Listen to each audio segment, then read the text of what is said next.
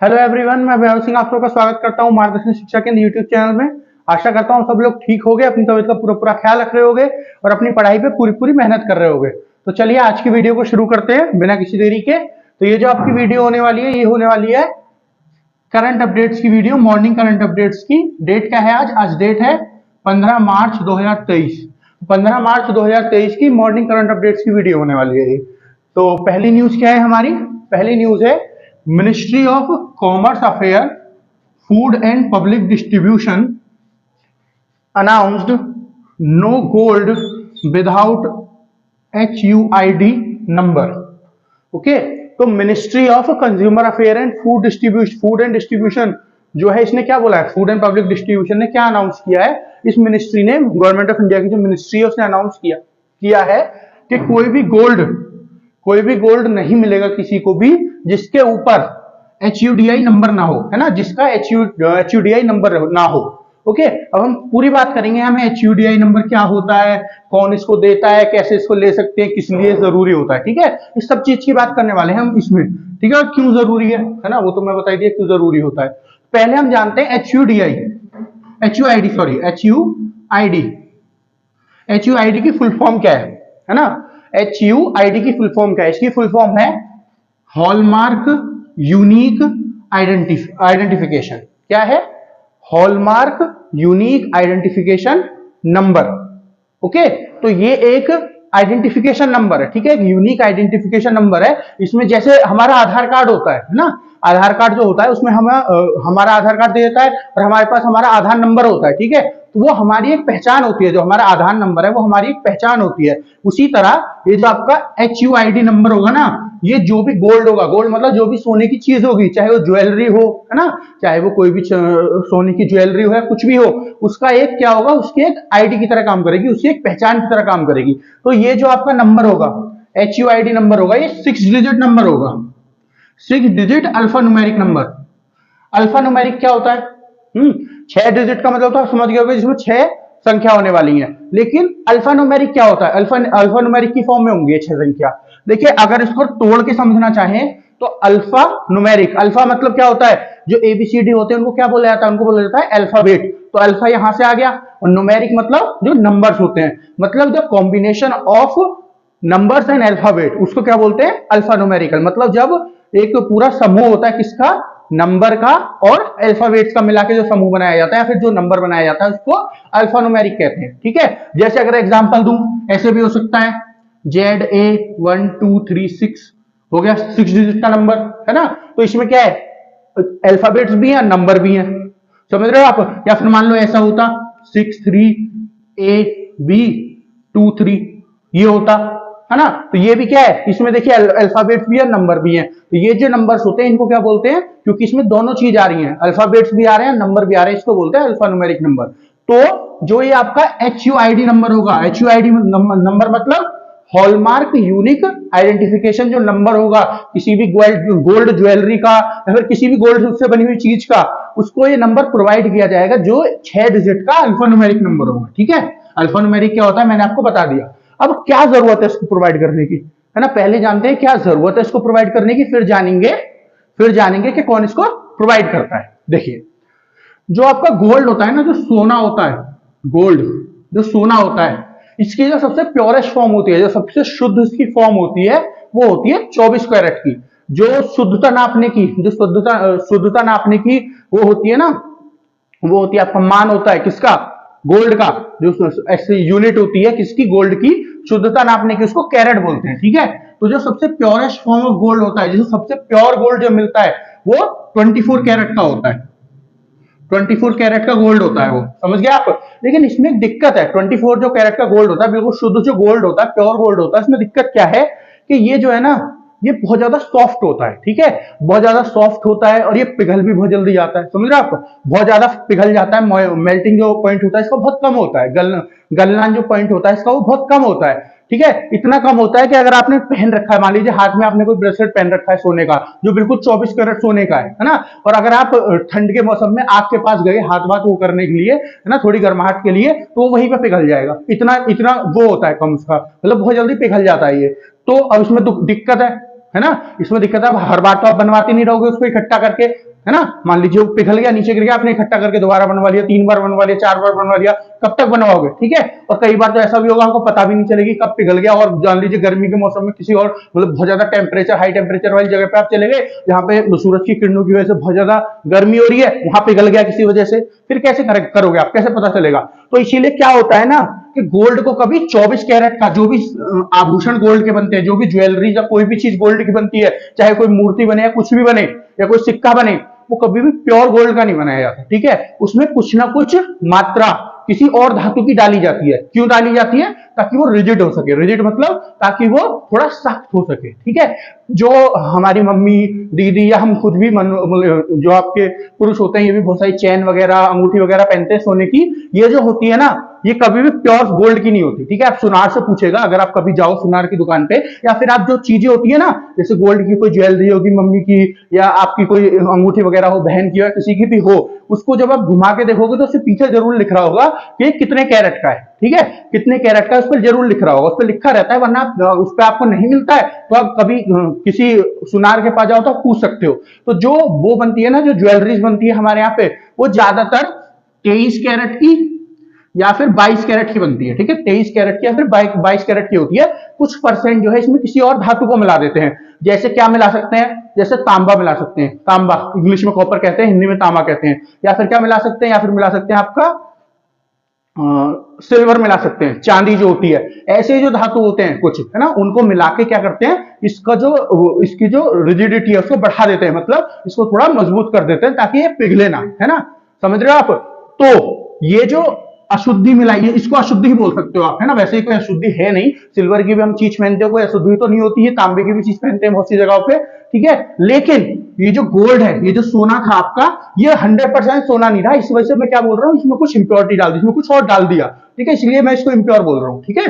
समझ रहे हो आप? क्योंकि 100% प्योर नहीं रहा। तो ये जो प्योरिटी, ये जो इंप्योरिटीज डाली जाती है इसमें, चाहे कॉपर हो, चाहे सिल्वर हो, या फिर कुछ और कुछ भी हो, वो जो इसमें डाला जाएगा, उसके बाद जो इसकी क्या, वो जो कम हो जाएगी, इसका जो इसकी प्योरिटी कम हो जाएगी, उस चीज को नापने के लिए, है ना, उस चीज को नापने के लिए ये जो आपका नंबर होता है ये दिया जाता है, ठीक है। ये नंबर बताता है प्योरिटी ऑफ गोल्ड, ठीक है।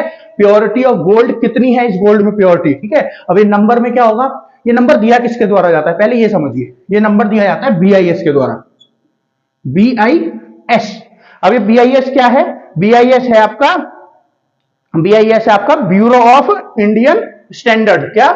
Bureau of Indian standard, bureau of Indian standard. इसके द्वारा ये HUID नंबर दिया जाता है, ठीक है। आपका HUID नंबर दिया जाता है। जो भी हॉलमार्क होता है, हॉलमार्क क्या होता है? ये जो इंप्योरिटीज होती है ना, कि कितने कितने परसेंट जो है गोल्ड है, उसमें कितना नहीं है, इस सबको क्या बोलते हैं? इसको बोलते हैं हॉलमार्क, ठीक है। यही तो यहाँ पे मैंने इसकी फुल फॉर्म बताई, क्या बताई है? हॉलमार्क यूनिक आइडेंटिफिकेशन, ठीक है। Hallmark unique identification. तो जो ये मान लीजिए इंप्योरिटी कुछ मिला दी, सिल्वर या कॉपर जो भी कुछ मिलाना था वो मिला दिया, उसके बाद जो निकल के आया, जो परसेंटेज ऑफ गोल्ड निकल के आया, इसको क्या बोलते हैं? उसको बोलते हैं हॉलमार्क, ठीक है। तो जो हॉलमार्क है, कितना होगा कितना नहीं होगा, उसको जो HUID नंबर दिया जाएगा, वो सब किसके द्वारा होता है? सब किसके ऊपर काम? ये सब होता है आपका BIS के द्वारा। किसके द्वारा होता है? BIS, bureau of Indian standards के द्वारा। समझ रहे हैं आप? उन्हीं के द्वारा ये सब दिया जाता है। अब मान लीजिए, अब मैं आपको बताता हूं कि इंडिया में किस किस कितने प्रकार का हॉलमार्क चलता है, ठीक है। कितने प्रकार का इंडिया के अंदर हॉलमार्क चलता है। देखिए टोटल इंडिया में 6 प्रकार का हॉलमार्क चलता है। अब 6 कौन कौन से प्रकार? जो गोल्ड है जिसकी वैल्यू है इंडिया में, है ना, जिसकी वैल्यू है इंडिया में, वो कौन कौन सा? देखिए पहला है, टोटल 6 प्रकार के। पहला हो गया 14 कैरेट का, दूसरा हो गया 18 कैरेट का, तीसरा हो गया आपका 22 कैरेट का, सॉरी 20 कैरेट का, तीसरा, चौथा हो गया आपका 22 कैरेट का, पांचवा हो गया आपका 23 कैरेट का, और फिर छठा हो गया आपका, सिक्स हो गया आपका 24 कैरेट का, ठीक है। तो ये जो 6 हैं, ये 6 होते हैं स्टैंडर्ड। किस चीज के? ये मतलब हॉलमार्क होते हैं किस चीज के? गोल्ड के। हमारे यहाँ पे जो इंडिया में वैलिड है, गवर्नमेंट ऑफ इंडिया के द्वारा तो बताए जा चुके हैं कि ये आपके 6 हैं। अगर आपका गोल्ड जो है इस फॉर्म में है, इन फॉर्म में है, मतलब इतने परसेंट कैरेट का आपके पास गोल्ड है, जो भी आपके पास आभूषण है या फिर कोई और चीज है, कोई भी आर्टिफैक्ट है, तो वो मान्य होगा इंडिया में, ठीक है। लेकिन अगर 14 कैरेट से कम हो गया, ठीक है, क्योंकि अगर आप इंटरनेशनल स्टैंडर्ड्स देखो ना, तो वहां पे 9 कैरेट और 10 कैरेट के को भी वैल्यू, उसकी भी वैल्यू है 9 कैरेट से 10 कैरेट की भी वैल्यू है बहुत सारी कंट्रीज में, लेकिन इंडिया में 14 कैरेट से नीचे की वैल्यू कुछ है नहीं, ठीक है। तो ये जो वैल्यू सब कुछ है ना, ये कैसे पता चलती है? जैसे मान लीजिए मेरे पास कोई आभूषण है, ठीक है, उसके ऊपर BIS के द्वारा बनाया हुआ उसका चिन्ह होगा, ठीक है। BIS का चिन्ह ऐसे करके होता है, देखिए अगर आपने टीवी में देखा हो तो ऐसे ऐसे करके होता है BIS का चिन्ह, ये होता है, नीचे ऐसे बना हुआ होता है, ठीक है। यहाँ पे बीच में जो जगह है, यहाँ पे HUID नंबर वगैरह ये सब लिखे रहते हैं, ठीक है। तो और बीच में यहाँ डॉट होती है, तो ये है आपका BIS का चिन्ह। तो BIS का चिन्ह बना हुआ होगा, जो भी मेरे पास ज्वेलरी है, जो भी मेरा आभूषण है, उसके ऊपर BIS का चिन्ह बना होगा और वहां पे एक यूनिक नंबर लिखा होगा जिसको बोलते हैं आप HUID नंबर। फिर उस HUID नंबर के द्वारा मैं पूरा कुछ ट्रेस कर सकता हूं, ट्रेस का मतलब पूरा कुछ देख सकता हूं, कहां से आया, कितने कैरेट का ये है, कौन सी इंप्योरिटी मतलब सिल्वर या गोल्ड इसमें मिला हुआ है, कितने परसेंट मिला हुआ है, ये सब जानकारी मुझे प्राप्त हो सकती है। इसी वजह से ये जो आपका HUID नंबर है ये दिया जाता है। जैसे हमारा आधार कार्ड होता है, तो आधार कार्ड से क्या पता चलता है? जो आधार कार्ड नंबर है उसको अगर हम कहीं भी डालें, ठीक है, हम कोई फॉर्म वगैरह भरते हैं तो उसमें खाली आधार कार्ड नंबर भर देते हैं, है ना, फोटो अपलोड कर देते हैं, तो आधार कार्ड नंबर जो है हमारी जो पूरी डिटेल है वो खोल देता है, ठीक है। जो आपका आधार नंबर है वो पूरी डिटेल को खोल के बता देता है कि ये चीज है ना, ये जो मनुष्य है इसके बारे में ये चीजें हैं, ठीक है। उसी प्रकार ये जो आपका HUID नंबर होगा, हॉलमार्क यूनिक आइडेंटिफिकेशन नंबर, ये उस ज्वेलरी के बारे में या कोई भी आभूषण हो गया, ज्वेलरी आभूषण ही होता है हिंदी में, या फिर कोई आर्टिफैक्ट हो गया, मतलब कोई भी स्टैचू बना हुआ है, मतलब कोई मूर्ति वगैरह या कोई सिक्का बना हुआ है, उन सबके बारे में आपको डिटेल दे देगी, ठीक है, उन सबके बारे में आपको बता देगी, ठीक है। अब हम बात करते हैं अभी प्रेजेंटली ये इंडिया में चल रहा है कि नहीं चल रहा। देखिए प्रेजेंटली ना इंडिया में 10.56 करोड़ 10.56 करोड़ के आसपास पीसेज हैं। पीसेज मतलब चीजें हैं, ठीक है। जैसे ये डस्टर है तो ये एक पीस डस्टर हो गया, ऐसे 4-5 पीस और रख दूं मैं यहाँ पे तो 5 पीस डस्टर हो जाएगा। ये मार्कर है, ये एक पीस ऑफ मार्कर हो गया, ऐसे 4-5 रख दूं तो 5-6 पीस ऑफ मार्कर हो जाएंगे। उसी तरह जो गोल्ड का या तो फिर कोई आभूषण हो, है ना, कोई ज्वेलरी हो या तो फिर कोई आर्टिफैक्ट हो, है ना, कोई स्टैचू वगैरह कुछ भी हो, कोई सिक्का हो, ऐसे कुल मिला के जिनके पास HUID नंबर है जो गवर्नमेंट डाटा में फिक्स्ड है ना, जो जिनके पास भी HUID नंबर होगा वो गवर्नमेंट डाटा में होंगे, गवर्नमेंट के डाटाबेस में होंगे। तो जो गवर्नमेंट के डाटाबेस में है इस समय पे 10.56 पीसेज हैं गोल्ड के इस समय पे, ठीक है। और ये जो HUDI नंबर वाला ये जो है ना, ये जो न्यूज है कि कोई भी गोल्ड जो है नहीं मिलेगा, HUID नंबर जिसके ऊपर नहीं होगा, 1 अप्रैल के बाद ये लागू होगा, ठीक है। 1 अप्रैल के बाद किसी भी गोल्ड के आभूषण के ऊपर अगर HUID नंबर नहीं लिखा हुआ तो वो जो है प्रोहिबिट होगा, मतलब वो जो है बैन होगा इंडिया में, ठीक है। उसको आप बेच नहीं सकते, ठीक है, उसके सेल पे बैन होगा, ठीक है, उसको बेच नहीं सकता कोई भी सुनार या कोई भी उसको बेच नहीं सकता। तो HUID नंबर उसके ऊपर होना चाहिए, ठीक है। अब हम जान लेते हैं एक चीज और जान लेते हैं, क्या चीज कि ये जो कैरेट मैंने 6 हॉलमार्क लिखे हैं जो इंडिया के स्टैंडर्ड के 6 हॉलमार्क हैं, इनमें कितना परसेंट ऑफ गोल्ड होता है ना, कितनी परसेंटेज इसमें गोल्ड होती है, कितनी परसेंटेज की इंप्योरिटीज इसमें होती है, ठीक है। मतलब जो कॉपर या फिर जो सिल्वर आपने मिलाया है वो कितने परसेंट हो सकता है। तो अगर मैं इसकी बात करूं 14 कैरेट की, तो इसमें 41.7% गोल्ड होगा। कितना? 41.7%। इसका मतलब क्या है? 50% से भी कम गोल्ड है इसमें, ठीक है, आधे से भी कम गोल्ड है इसमें। तो उसके बाद 18% की बात करूं तो 18% में 75% गोल्ड होगा,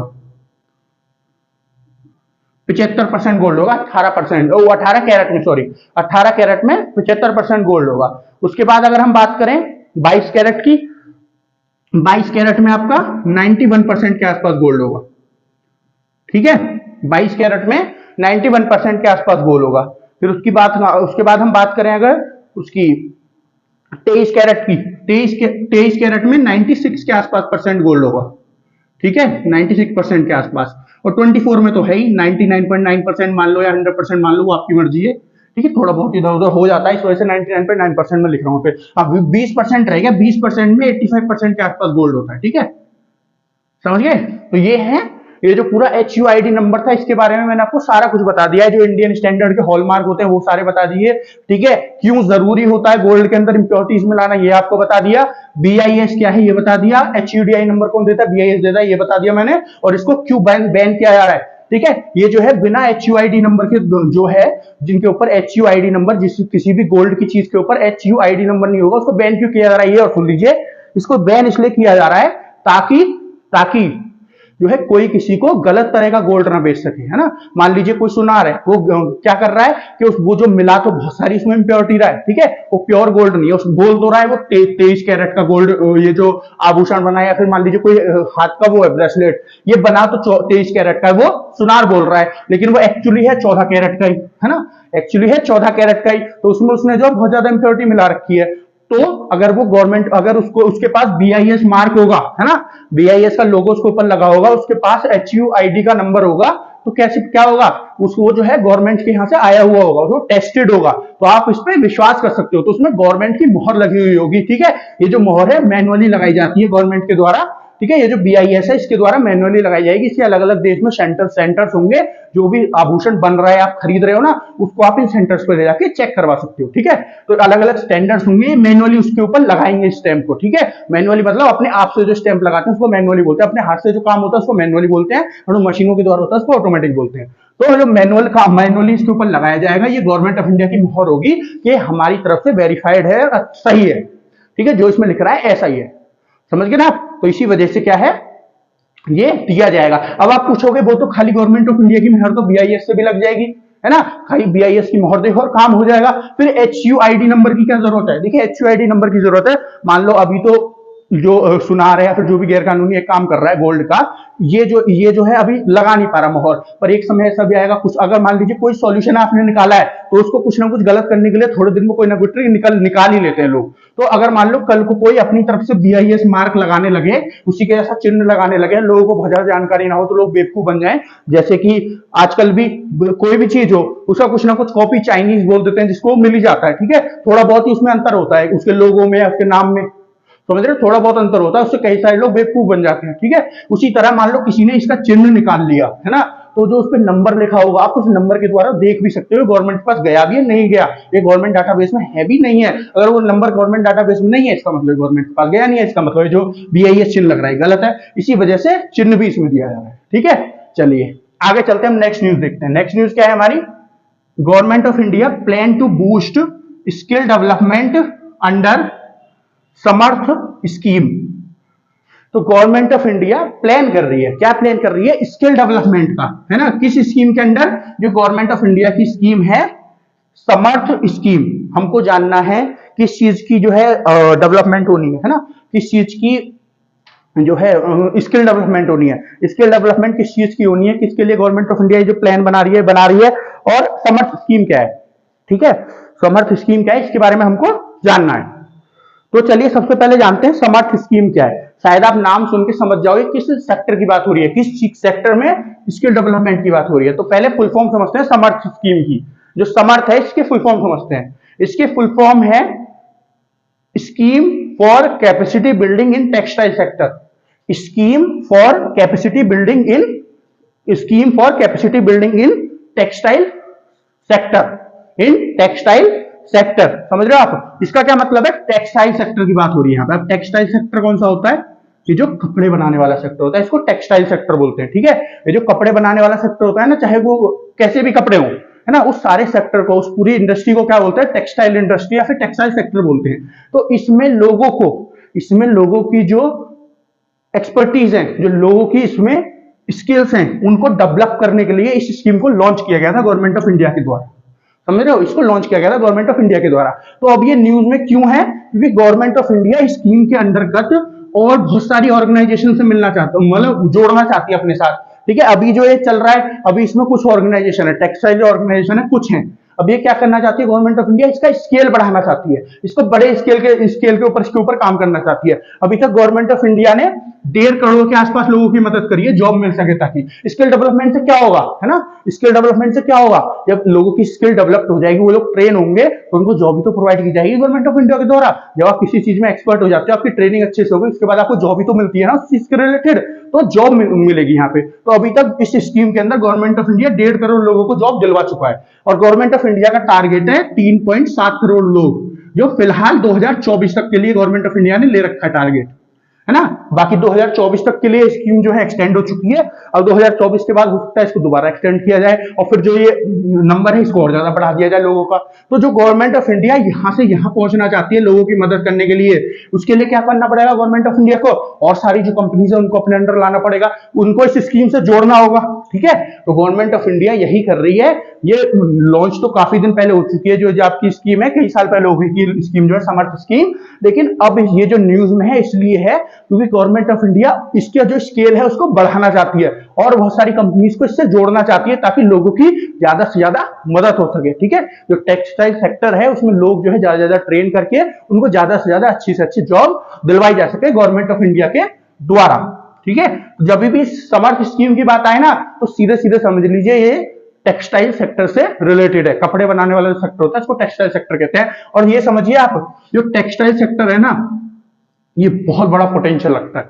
आप कहीं भी चले जाओ बहुत बड़ा पोटेंशियल लगता है। क्यों लगता है? क्योंकि देखिए कपड़े तो सभी पहनते हैं, ठीक है, कोई कितने से कितना गरीब हो, कोई कितने से कितना अमीर हो, ठीक है, कपड़े सभी पहनते हैं, कोई मिडिल क्लास हो, कितना ही गरीब हो, है ना, कपड़े वही पहनेगा, कितना ही अमीर हो कपड़े वही पहनेगा, कपड़े तो पहनेगा, है ना, भले ही सेकंड हैंड पहने या बिल्कुल नए रोज रोज नए पहने, कैसे भी पहने, लेकिन कपड़े तो पहनेगा, है ना, और कपड़े पहनेगा तो कपड़े बनेंगे भी उतने ही, है ना, जितनी जितनी जनसंख्या हो गई है पूरी दुनिया की तो कपड़े भी तो बनेंगे ना, है ना, एक एक दिन में दो दो तीन तीन कपड़े भी पहनता है कोई कोई लोग, है ना, दो दो तीन तीन जोड़े भी पहनता है, कोई दो दो दिन भी एक एक दो दो पहन लेता है ना, तो ये क्या है, कपड़े जो है पहनेगा तो कोई ना कोई है ही, ठीक है, पहनेंगे तो सब, है ना, समझ रहे हो आप। तो इस जो टेक्सटाइल सेक्टर है आपका, इसका जो आपका पोटेंशियल है बहुत ज्यादा है, ठीक है, और जब पोटेंशियल ज्यादा होगा तो मार्केट बहुत बड़ी होगी, लोग को भी ज्यादा से ज्यादा नौकरी इसमें मिलेगी, ठीक है, ज्यादा से ज्यादा नौकरी भी तो होंगी ना, जितना बड़ा पोटेंशियल, जितना ज्यादा पोटेंशियल होगा, जितना बड़ा सेक्टर होगा, जितनी बड़ी इंडस्ट्री होगी, लोग जो है जॉब भी उतनी ज्यादा पाएंगे, यहाँ पे नौकरी भी उतनी ज्यादा होंगी, समझ रहे हो ना आप। जैसे अगर मैं आपको बात करूं, कुछ दिन पहले न्यूज आई थी कि बांग्लादेश जो है वो इंडिया से आगे निकल गया है, किसमें, पर कैपिटा इनकम में। पर कैपिटा इनकम मतलब एक आदमी कितना कमा लेता है, ठीक है, जैसे मान लो एक छोटा सा एरिया है उसमें 100 लोग रहते हैं, है ना, जैसे मान लो ये छोटा सा एक एरिया है इसमें 100 लोग रह रहे हैं, और एक ये थोड़ा बड़ा एरिया है, फिर छोटा एरिया भी है, मान लो इसी के बराबर का एरिया है, इसमें 15 लोग रह रहे हैं, है ना, और दोनों जो है अगर इन सबकी सैलरी मिला दूं तो महीने की 20 लाख रुपए बैठ रही है, और इन 15 की मिला दूं तो इनकी भी 20 लाख नहीं, चलो 18 लाख बैठ रही है इनकी भी। तो क्या होगा, अगर पर कैपिटा इनकम निकाले कि एक आदमी पे कितने ज्यादा पैसे बैठ रहे हैं, तो इसमें जो है कम बैठेंगे, इसमें ज्यादा बैठेंगे, भले ही ये 20 की जगह 25 भी हो, बल्कि 30 भी हो, 30 भी हो तो भी 100 लोगों पे तो कम ही आएगा इन 15 लोगों के मुकाबले, समझ रहे हो आप। तो वही वाला किस्सा हुआ, अभी क्या हुआ कि बांग्लादेश जो है टेक्सटाइल सेक्टर में बहुत आगे है, ठीक है, बहुत मतलब मेहनत की है बांग्लादेश ने, उनके यहाँ पे बहुत बड़ी फैक्ट्रीज खुल रही हैं, मतलब बहुत सारी फैक्ट्रीज खुल रही हैं, बड़ी बड़ी छोटी छोटी, जो टेक्सटाइल सेक्टर के ऊपर काम कर रही हैं। कॉटन, जो कॉटन से कपड़े बनते हैं, कॉटन जो है वो अभी भी भारत से ही खरीद रहे हैं, कॉटन जो है वो अभी भी भारत से ही खरीद रहे हैं, क्योंकि पूरी दुनिया में सबसे ज्यादा कॉटन भारत में उगता है और सबसे अच्छी क्वालिटी का कॉटन, भारत के कॉटन की सबसे ज्यादा वैल्यू है, तो कॉटन वो अभी भी भारत से खरीद रहे हैं, और भारत से खरीद के भारत से आगे निकल रहे हैं टेक्सटाइल सेक्टर में। तो इंडिया को भी आगे निकलना है टेक्सटाइल सेक्टर में, क्योंकि गवर्नमेंट ऑफ इंडिया का एक गोल है। क्या गोल है गवर्नमेंट ऑफ इंडिया का, कि जब तक ये डिकेड एंड हो, डिकेड मतलब क्या होता है, 10 साल, 10 साल की जब बात होती है उसको डिकेड बोलते हैं। तो डिकेड, ये वाला डिकेड कौन सा चल रहा है, जो 2021 में शुरू हुआ था और जाके 2030 में एंड होगा, ठीक है, 2030 में जाके एंड होगा, ये जो डिकेड चल रहा है गवर्नमेंट ऑफ इंडिया चाहती है इसमें जो हमारे टेक्सटाइल सेक्टर है, जो टेक्सटाइल इंडस्ट्री है, वो $250 बिलियन की हो जाए। कितनी हो जाए, $250 बिलियन की। ये गवर्नमेंट ऑफ इंडिया का प्लान है कि हमको इस सेक्टर को, ये जो टेक्सटाइल सेक्टर को इतना बढ़ाना है कि जब तक 2030 आए, जब तक जो हमारा टेक्सटाइल सेक्टर है इसी का बिजनेस कितना हो जाए, $250 बिलियन का हो जाए। प्रेजेंटली कितना है, अभी प्रेजेंटली जो लास्ट डाटा है 2022 का, जब तक कितना है, जब तक है आपका $150 बिलियन, तो अभी $100 बिलियन तक बढ़ना है अभी हमको, समझ रहे हो आप, $100 बिलियन तक बढ़ना है, 150 से 155 बिलियन डॉलर तक का है, ठीक है, तो अभी हमको $100 बिलियन के आसपास आगे बढ़ना है, समझ रहे हो ना आप। तो इस सेक्टर को डेवलप करने के लिए गवर्नमेंट ऑफ इंडिया इसके ऊपर काम कर रहा है, समझ गए ना आप। चलिए नेक्स्ट न्यूज देखते हैं। नेक्स्ट न्यूज क्या है, group captain Shaliza Dhami, first women to command front line IAF combat unit. तो जो है आपकी ये शलीजा धामी कौन बन गई है, ये दुनिया की पहली ऐसी महिला बन गई है, सॉरी दुनिया की नहीं, ये भारत की पहली ऐसी महिला बन गई है जो आईएएफ, आईएएफ मतलब ये आईएएफ जो लिख रहा है, आईएएफ, आईएएफ मतलब इंडियन एयरफोर्स। तो जो इंडियन एयरफोर्स की जो कॉम्बैट यूनिट है, कॉम्बैट यूनिट मतलब, कॉम्बैट यूनिट क्या होता है, कॉम्बैट यूनिट बोलते हैं, कॉम्बैट मतलब जो लड़ाई होती है उसको कॉम्बैट बोलते हैं। तो जो यूनिट लड़ाई करती है उसको कॉम्बैट यूनिट बोलते हैं, ठीक है। अभी तक क्या होता था, अभी कुछ साल पहले तक जो महिलाएं होती थी उनको लड़ाई वाले उसमें नहीं डाला जाता था, उनको ऑफिस वगैरह, ऑफिस वर्क में, ऐसी चीजों में डाला जाता था, ग्राउंड वर्क में, लेकिन लड़ाई के लिए नहीं डाला जाता था। लेकिन अब क्या है, क्योंकि उनको क्या दिया जाता था, उनको एसएससी एसएससी एसएससी के अंदर अंदर लिया जाता था, ठीक है। देखिए दो तरह से लिया जाता है आर्मी में, जो ऑफिसर्स को लिया जाता है, एक होता है एसएससी, एक होता है आपका पीसी, ठीक है। एसएससी मतलब शॉर्ट सर्विस कमीशन, जिसमें जिसमें कितने साल के लिए जॉब मिलती है, उसमें जॉब मिलती है 10 प्लस 4 साल के लिए जॉब, ठीक है। वैसे 10 साल के लिए होती है, लेकिन आप और 4 साल बढ़ा सकते हो, तो टोटल 14 साल हो गई। लेकिन जो परमानेंट कमीशन होता है, इसमें कितने दिन के लिए मिलती है, जब तक आपकी उम्र 60 साल ना हो जाए, तब तक के लिए परमानेंट कमीशन होता है, ठीक है। तो महिलाओं को अभी कुछ दिन पहले तक परमानेंट कमीशन नहीं दिया जाता था, ठीक है। तो जब उनको परमानेंट कमीशन नहीं दिया जाएगा, तो 14 सालों में जितनी उनकी पोस्टिंग हो पाएगी, पोस्टिंग बोल रहा हूं मैं, जितने उनका वो हो पाएगा, प्रमोशन हो पाएगा, है ना, तो वो इस पोस्ट तक पहुंच नहीं पाती थी कि वो कॉम्बैट वाली जो है उनके हेड कर सके, ठीक है। लेकिन इसके ऊपर बहुत लंबी लड़ाई लड़ी महिलाओं ने कि जो आर्म फोर्सेज हैं, जो इंडियन एयरफोर्स हो गई, नेवी हो गई या आर्मी हो गई, यहाँ पे हमको परमानेंट कमीशन नहीं दिया जाता, ठीक है। गवर्नमेंट के या फिर इंडियन आर्मी के, नेवी के, इनके अपने कुछ पक्ष थे, महिलाओं के अपने कुछ पक्ष थे। तो ये कोर्ट जो ये जो है पूरा केस है, सुप्रीम कोर्ट में चला। फिर सुप्रीम कोर्ट ने वर्डिक्ट दिया कि सुप्रीम कोर्ट ने वर्डिक्ट दिया कि महिलाओं को भी अब भारत में क्या दिया जाएगा, परमानेंट कमीशन दिया जाएगा, ठीक है। कोई परेशानी नहीं है, जो भी परेशानी होगी सब देख ली जाएगी, लेकिन महिलाओं को भी परमानेंट कमीशन दिया जाएगा, ये सुप्रीम कोर्ट ने बोला, ठीक है। परमानेंट कमीशन दिया जाएगा महिलाओं को भी, ठीक है। तो उसी के बाद क्या है, महिला जो है अब कमांडर से ऊपर वाली पोस्ट पर, कमांडर की पोस्ट पर जा रही है, ताकि वो कमांडर्स जो है उनकी जो प्रमोशन है उसको ले सके, ठीक है। समझ रहे आप, उनकी जो प्रमोशन है उनको ले सके, है ना। और जब उनके प्रमोशन लेंगी तो फिर क्या होगा, कमांड भी करेंगी वो यूनिट्स को। इसी वर्डिक्ट के अंदर ये जो फैसला दिया था सुप्रीम कोर्ट में, इसलिए सुप्रीम कोर्ट ने ये भी बोला था कि, क्या बोला था सुप्रीम कोर्ट ने, कि आप जो है इनको हेड भी बनाओगे, इनको मतलब कॉम्बैट फोर्सेस में भी डालोगे। पहले महिलाओं को ऑफिस वर्क दिया था, मैं बता रहा था, ये तो मैंने आपको बताया कि खाली 14 साल के लिए जॉब मिलती थी पहले, अब जो है 60 साल तक के लिए मिल सकती है ना। 14 साल का मतलब ये कितनी उम्र है उससे डिपेंड नहीं करता, आपकी जब से आपकी जॉब लगी है, जब से लेके जब तक आप रिटायर्ड होगे 14 साल। और ये 60 साल का मतलब क्या है, जब आपकी उम्र 60 साल हो जाएगी। जो नॉर्मल गवर्नमेंट जॉब होती है, जो पुलिस वगैरह की या किसी और फोर्स की, पैरामिलिट्री फोर्स की, उसमें 60 साल तक है। कोई भी नॉर्मल जॉब भी होती है तो उसकी क्या बोलते हैं उसको, तो ये जो गवर्नमेंट जॉब होती है उसमें 60 साल के बाद आपको रिटायर कर देते हैं ना, जब 60 साल के हो जाते हैं तो रिटायरमेंट एज 60 साल है। तो परमानेंट कमीशन में ये 60 साल जो है रिटायरमेंट एज होती है, ठीक है। और ये 14 साल जो है एसएससी में, शॉर्ट सर्विस कमीशन में, ये 14 साल की आपकी जहां वो काम करोगे वहां होगा। कितनी उम्र आपकी है कितनी नहीं है उससे डिपेंड नहीं करता है, ठीक है।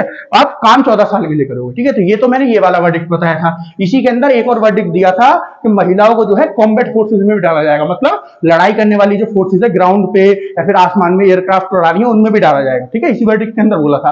तो उसी वर्डिक्ट के बाद जो है महिलाओं को क्या हो रहा है, महिलाओं को जो आर्म फोर्सेज है ये कॉम्बैट फोर्सेज में भी डाल रही है, और खतरनाक से खतरनाक सिचुएशन में भी डाल रही है, ताकि वो ट्रेन हो सके। जैसे अभी 2 महीने पहले मैंने एक न्यूज कवर करी थी, एक न्यूज कवर मैंने इसी मतलब करंट अफेयर की मॉर्निंग की वीडियोस में करी थी, ठीक है। उसमें मैंने क्या बताया था कि इंडियन आर्मी ने एक ऑफिसर है, उनके कमांडर हैं, जिनको साइचिन ग्लेशियर में जिनकी पोस्टिंग करी है, जो साइचिन ग्लेशियर की एक पोस्ट है वो उसको हेड करेंगी वो, ठीक है। उसको हेड करेंगी वो। क्या नाम था उनका, उनका नाम था, जिनको वहां पे डाला गया था उनका नाम था आपका शिव, उनका नाम था शिव चौहान, ठीक है। सॉरी, हाँ शिव चौहान, उनका नाम था शिव चौहान, उनका नाम था शिव चौहान, जिनको कहां डाला गया था, जिनको साइचिन ग्लेशियर में पोस्टिंग की गई थी, वहां की एक पोस्ट की हेड बनेंगी जो महिला थी। तो ये काम किसने किया था, ये इंडियन आर्मी ने किया था। जो आपका साइचिन ग्लेशियर है, मैंने जब ये न्यूज पढ़ाई थी तो सारा कुछ बताया था साइचिन ग्लेशियर के बारे में। अभी आप ये जान लीजिए, साइचिन ग्लेशियर जो है सबसे ऊंचा, सबसे ऊंचाई पे क्या माना जाता है, सबसे ऊंचाई पे बैटलफील्ड माना जाता है, जहां पे लड़ाई हुई है आज तक सबसे ऊंचा। ग्लेशियर का मतलब जहां पे बर्फ ही बर्फ होती है। अगर मैं आपको थोड़ा सा आइडिया दूं, मैप बना के, एक मिनट रुक जाइए, मैं देख लूं साइड में दिख रहा है कि नहीं दिख रहा आपको। हाँ दिख रहा है। तो जैसे ये भारत का एरिया है जम्मू एंड कश्मीर, ठीक है, जम्मू एंड कश्मीर है। तो ये तो है आपका,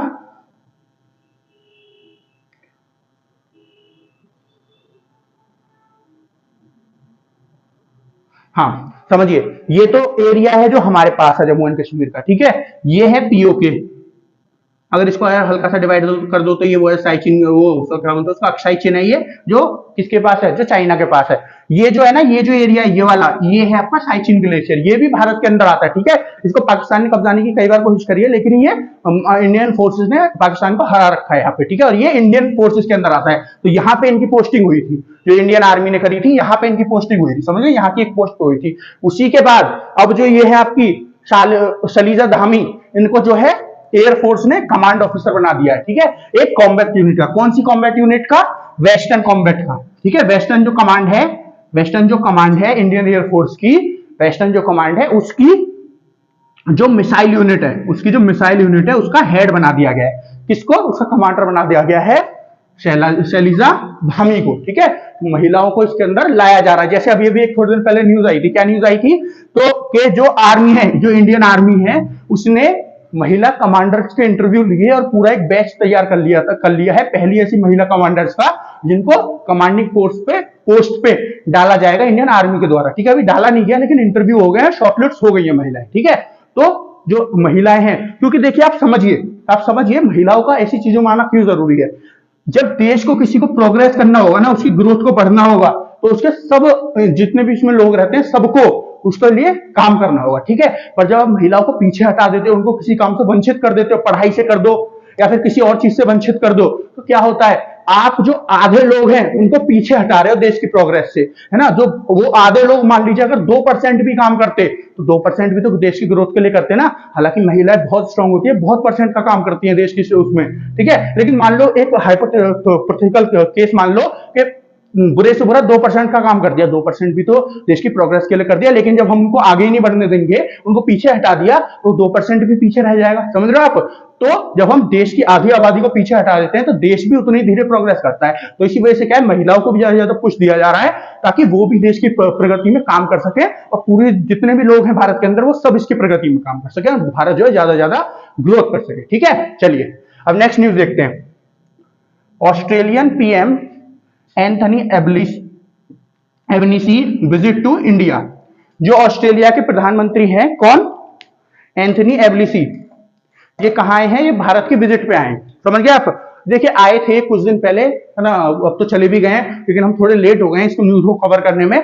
तो ये जो है भारत की उसमें आए हैं। अब मैं इसमें बताऊंगा कि इन्होंने क्या क्या काम, मतलब क्या क्या कुछ डील साइन करी है, क्या क्या बातें करी हैं। ये रायसीना डायलॉग के लिए आए थे। रायसीना डायलॉग क्या होता है, मैंने आपको 2-3 बार बता दिया है। ये भारत जो मिनिस्ट्री ऑफ एक्सटर्नल अफेयर है इंडिया की, उसके द्वारा ऑर्गेनाइज कराने वाला सबसे बड़ा डायलॉग है, ठीक है, कराया जाने वाला सबसे बड़ा डायलॉग है। तो अगर मैं बात करूं तो ये आए थे, देखिए इन्होंने यहाँ पे आके होली भी खेली, देखिए होली के टाइम पे आए थे, 7 तारीख को आए थे, ठीक है ना, 7 या 8 तारीख को आए थे। यहाँ पे आके इन्होंने होली भी बहुत मजे से खेली, ठीक है। बहुत सारी फोटोज वायरल हुई थी इनकी, जो आपके फूल होते हैं उनके साथ होली खेलते हुए, रंग के साथ होली खेलते हुए। फिर उसके बाद ये इंडिया और जो ऑस्ट्रेलिया का मैच चल रहा था ना, अब तो खत्म हो गया। इंडिया और ऑस्ट्रेलिया के टेस्ट मैच चल रहे थे ना, बॉर्डर गावस्कर ट्रॉफी चल रही थी, तो उसका जो लास्ट टेस्ट मैच था अहमदाबाद नरेंद्र मोदी स्टेडियम में, वहां पे भी हमारे देश के प्रधानमंत्री और ये दोनों गए थे वहां पे। कुछ मतलब स्टार्टिंग के कुछ 1-1.5 घंटा इन्होंने वहां पे जाके मैच भी देखा था, ठीक है। ये तो मैंने बता दिया इन्होंने यहाँ पे आके क्या क्या किया था। फिर ये आईएनएस विक्रांत में भी गए थे, इंडिया का जो अपने आप बनाया गया एयरक्राफ्ट कैरियर है आईएनएस विक्रांत, वहां पे भी गए थे। आईएनएस विक्रांत जो है गवर्नमेंट, जो इंडिया ने बनाया है, इंडिया की कंपनीज ने बनाया एयरक्राफ्ट कैरियर, वहां पे भी गए थे, ठीक है। तो ये कुछ जगहों पे जहां पे गए थे। अभी इन्होंने कुछ डील जो साइन करी थी उनके बारे में, अगर साइन नहीं करी मतलब बातचीत करी थी, जिसने इन्होंने काम किया था एफटीए के ऊपर, गवर्नमेंट ऑफ इंडिया और ऑस्ट्रेलिया जो है, ऑस्ट्रेलिया और जो इंडिया है उसके ऊपर, उन दोनों कंट्रीज के बीच में एफटीए साइन हो जाए, ठीक है, उसके ऊपर बातचीत चल रही है। देखिए एफटीए साइन होगा, ये तो बात हो चुकी है इन दोनों के बीच में, समझ रहे हो आप। लेकिन उसकी डिटेल्स क्या होंगी, किस किस चीज के ऊपर काम होगा, ये अभी कंफर्म नहीं हुआ है, तो इस चीज के बारे में बातचीत चल रही थी। अभी जो है इंट्रीम मतलब एक अंतराल मतलब सॉरी इंट्रीम मतलब अंतरिम मतलब अंदर का जो है अभी एक नॉर्मल सा एक एफटीए साइन कर लिया गया है। लेकिन जो पूरा एफटीए साइन होगा, ठीक है, जिसमें सारी चीज कवर होंगी, उसके ऊपर अभी बातचीत चल रही है। अभी कुछ समय के लिए एक टेम्परेरी सा एफटीए साइन कर लिया गया है, ठीक है, और परमानेंट वाला अभी उसके ऊपर बात चल रही है। एफटीए क्या होता है, free trade agreement. Free trade agreement में क्या होता है कि जो एक्सपोर्ट इंपोर्ट किसी कंट्री में होता है, जैसे मैं किसी कंट्री को कुछ बेच रहा हूं तो वो कंट्री की सरकार क्या करती है, उसके ऊपर टैक्स लगाती है, जब उसको आगे बेचती है तो उसका पैसा कमाने का तरीका है। तो जब हम दोनों एफटीए साइन कर लेंगे ना आपस में, तो उसके ऊपर टैक्स जो है कम से कम है ना 1-2% या तो फिर जीरो, बिल्कुल ना ही टैक्स भी लगे, ठीक है। वो हमारी जो नेगोशिएशन इसके ऊपर डिपेंड करता है। तो ये जो होता है ये एफटीए में होता है, ठीक है। फ्री जो टैक्सेस लग रहा है वो टैक्सेस नहीं लगाएगी फिर वो गवर्नमेंट, ठीक है। उससे क्या होगा, अगर मान लो मैंने कोई चीज 100 रुपए की बेचनी है ना किसी देश में, अब गवर्नमेंट जो है वहां की उसने 10% का टैक्स लगा दिया तो वो 110 की हो गई। पर अगर वो टैक्स एफटीए के थ्रू हट जाए तो वो चीज 100 रुपए की, 101 रुपए की, 102 रुपए की बिक जाएगी और कम से कम टैक्स भी लगाएगी तो गवर्नमेंट, समझ रहे हो। उससे क्या होगा, वो चीज ज्यादा बिकेगी और उसका फायदा होगा, ठीक है, समझ रहे ना। तो ये होता है एफटीए का फायदा। तो एफटीए के लिए बात चल रही है ना। इंट्रीम जो आपका एफटीए है वो साइन भी हो चुका है इनके बीच में, दोनों के बीच में। फिर और बात करूं मैं, और किस चीज के ऊपर इन्होंने बात करी, एक चीज के ऊपर बात करी गई कि जो इंडियन डिग्रीज हैं, जो इंडियन ग्रेजुएट्स हैं, पोस्ट ग्रेजुएट्स हैं, उनकी जो डिग्रीज होंगी, जो इंडियन कॉलेजेस प्रोवाइड करते हैं, वो जो सारी डिग्रीज हैं वो किसने बोला, ये जो ऑस्ट्रेलिया के पीएम इन्होंने बोला, वो ऑस्ट्रेलिया में भी वैलिड मानी जाएंगी, ठीक है। वो आप इंडिया की डिग्री दिखा के स्टूडेंट जो होंगे इंडिया के, वो जॉब पा सकते हैं और आगे पढ़ना चाहते हैं तो पढ़ सकते हैं। तो इंडिया की डिग्री जो है वो मान्य होंगी। और क्या बोला, और इंडिया के द्वारा बनाया गया एक ड्रोन है, ठीक है, एक ड्रोन है, क्या नाम है उसका, वरुण ड्रोन, ठीक है। अभी कुछ दिन पहले लास्ट ईयर जो है थोड़ा न्यूज में था बहुत ज्यादा। ये ह्यूमन कैरिंग ड्रोन है, ठीक है। ये एक मनुष्य को कैरी कर सकता है, कुछ सामान को भी कैरी कर सकता है, ठीक है। ड्रोन, इसकी कैपेसिटी है 300 नहीं 130 केजी, 130 किलो तक का वजन ये कैरी कर सकता है, ठीक है। तो ये जो ड्रोन है, इसको जब नेवी ने देखा ऑस्ट्रेलिया के ने, तो इसमें बहुत ज्यादा इंटरेस्टेड हुए। तो इसके ऊपर भी बात चल रही है कि ये जो है ऑस्ट्रेलिया शायद वरुण ड्रोन को भी खरीदेगा, इसके ऊपर भी बातचीत हुई है, ठीक है। बाकी जब ये डील साइन हो जाएगी, ये जो आपका एफटीए साइन हो जाएगा, इसके बारे में भी बात करेंगे। ये जो डील है आपकी डिग्री वाली, ये साइन हो जाएगी, इसके बारे में बात करेंगे। और ये जो है आपकी वरुण ड्रोन वाली साइन हो जाएगी, इसके बारे में बात करेंगे। अभी न्यूज आई है कि इनके ऊपर बातचीत हुई है, क्या बातचीत हुई है, साइन हुए नहीं हुए, कब साइन होंगे, इनके बारे में जो डिटेल आएगी तो आपको मैं बता दूंगा, ठीक है। चलिए नेक्स्ट न्यूज देखते हैं। नेक्स्ट न्यूज क्या है, why PM Modi is called Modi Laoxian in China. PM Modi को मोदी लवसियान क्यों कहते हैं चाइना में, ठीक है, क्यों कहा जाता है चाइना में, इसके बारे में हम लोग यहाँ पे डिस्कशन करेंगे। क्योंकि अभी कुछ दिन पहले देखिए, जो चाइना के लोग सोचते हैं क्या होता है क्या नहीं होता है, वो बहुत ज्यादा बाहर आ नहीं पाता। क्यों नहीं आ पाता, क्योंकि उनके यहाँ पे क्या है, मीडिया बैन है, सब कुछ बैन है, लोग क्या बात कर रहे हैं किसी को नहीं पता चलता पूरी दुनिया में, भारत को भी नहीं चलता, किसी और को भी नहीं पता चलता।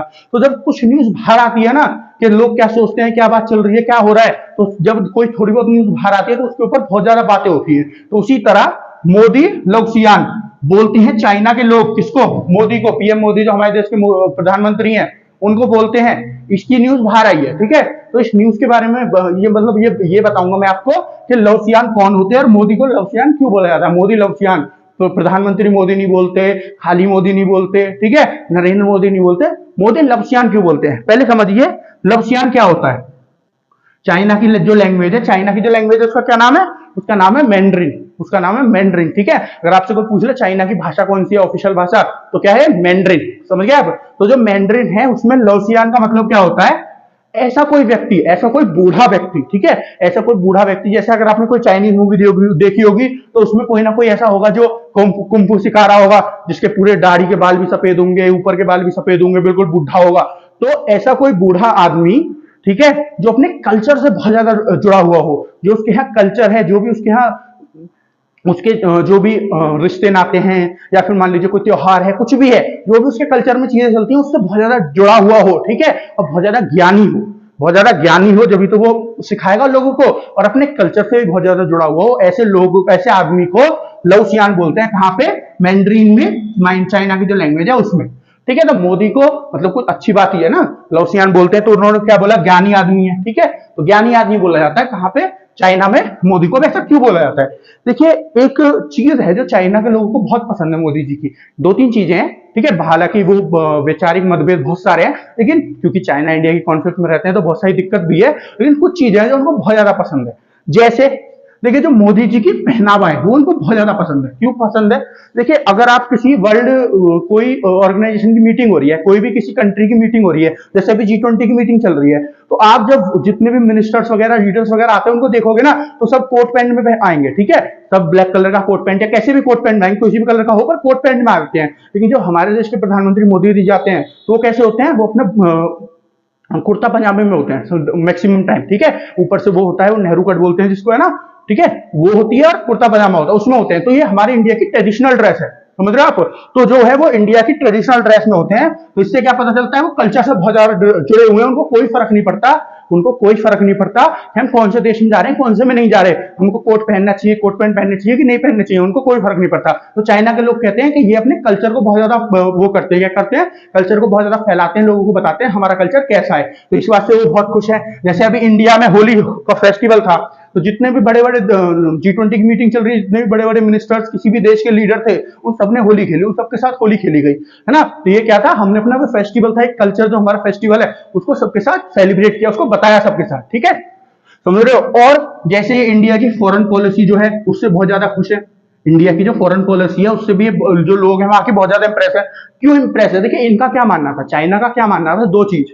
पहली चीज चाइना का मानना था कि जब 2014 में शी जिनपिंग जो इस समय पे चाइना के प्रेसिडेंट है वो बने, तो उन्होंने एक पॉलिसी निकाली। क्या पॉलिसी निकाली कि हमको क्या करना है, अगर इंडिया को दबाना है, क्योंकि इंडिया भी धीरे धीरे प्रोग्रेस कर रहा था, चाइना तो खूब तेजी से कर रहा था, कि अगर हमको इंडिया को दबाना है और अकेले एशिया में सबसे बड़ी पावर बनना है, फिर दुनिया की सबसे बड़ी पावर बनना है, तो इंडिया को दबाना होगा। और इंडिया को दबाने का सबसे अच्छा तरीका है कि हम पाकिस्तान की मदद करते हैं, पाकिस्तान से अच्छा इंडिया दबा रहेगा, इधर से हम दबाते रहेंगे और इंडिया दबा रहेगा, ठीक है। ये चाइना का सोचना था उस समय पे। लेकिन उन्होंने मदद खूब करी किसकी, पाकिस्तान की, लेकिन कुछ फायदा नहीं हुआ। इंडिया फिर भी इतनी अच्छे से ग्रोथ कर रहा है और पाकिस्तान कुछ नहीं कर पा रहा, तो ये प्लान उनका फेल हो गया, ठीक है। ये जो है ये क्यों हुआ, क्योंकि इंडिया की फॉरेन पॉलिसी इतनी अच्छी थी, इंडिया ने आसपास इतने अच्छे रिलेशन बना रखे थे और जो देश है उनके साथ, इस वजह से इंडिया इतना ऊपर बढ़ पा रहा है और अपने यहाँ भी मैन्युफैक्चरिंग ग्रोथ बहुत अच्छी चल रही है, इंडिया के लोग बहुत अच्छे से पढ़ रहे हैं, एजुकेशन क्वालिटी अच्छी है और मैन्युफैक्चरिंग वगैरह खूब अच्छे से हो रही है, बिजनेसेस इंपोर्ट एक्सपोर्ट्स भी हम बहुत ज्यादा कर रहे हैं, ठीक है। आईटी सेक्टर हमारा इतना बूम कर रहा है, इतना बढ़ रहा है, इसी वजह से हम ग्रोथ भी अच्छे से कर पा रहे हैं, ठीक है।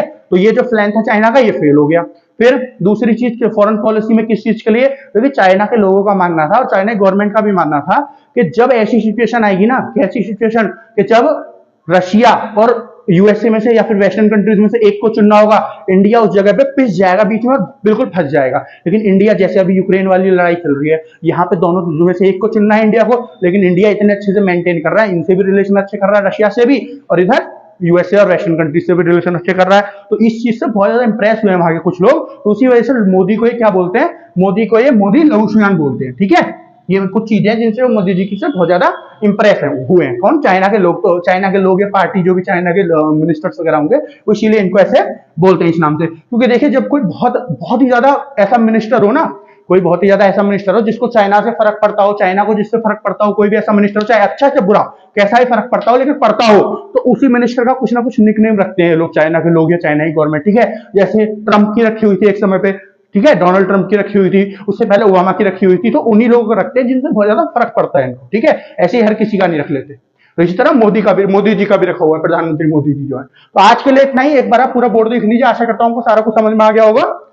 तो दोस्तों आशा करता हूं आपको सारा कुछ समझ में आ गया होगा। फिर भी ऐसा है कुछ जो आपको समझ में नहीं आता, आपको क्या करना है, आपको वीडियो देखनी है, वीडियो देखने के बाद कमेंट सेक्शन में कमेंट करके बताना है कि सर हमारी ये समझ में नहीं आया। तो कल जब 16 मार्च की वीडियो आएगी आपकी करंट अपडेट्स की, तो मैं पहले आपको न्यूज समझा दूंगा, उसके बाद फिर 16 मार्च की न्यूज देखेंगे, ठीक है। तो आज के लिए इतना ही, और हम थोड़े पीछे चल रहे हैं इसमें, एक आध न्यूज कोई ऐसी है जो थोड़ी लेट कवर हो रही है, तो रियली सॉरी, बीच में बहुत सारा गैप हो गया था इसी वजह से हो रही है, लेकिन जल्दी ही हम सारी न्यूज को कवर कर लेंगे, ठीक है।